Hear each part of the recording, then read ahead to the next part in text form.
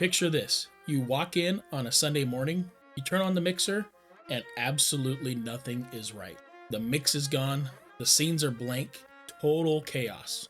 Let's make sure this never happens again. Or better yet, never happens at all. In this video, I'll show you how to back up your X32 mixer, and it only takes about 1 minute. There are a few reasons why you would want to back up your console.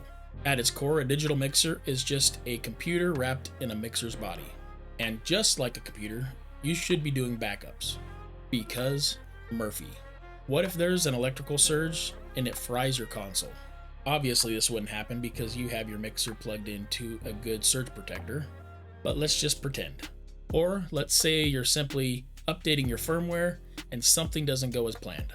My next video will be how to upgrade your firmware, by the way. And to prevent any bad things from happening, a backup is the best way to make sure you don't have problems.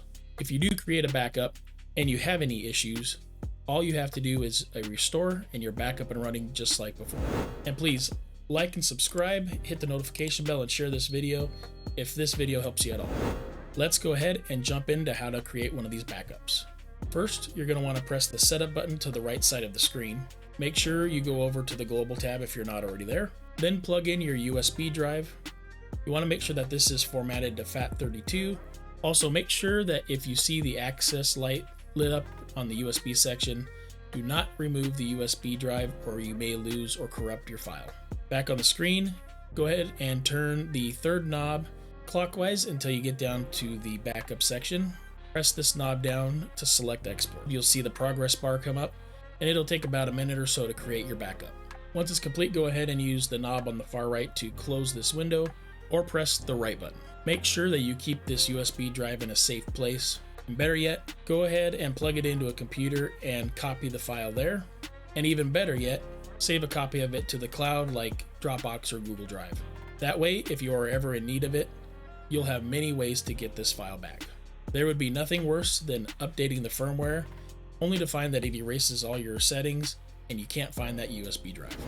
If you're running an older firmware version, you may not have the backup setting in your global tab.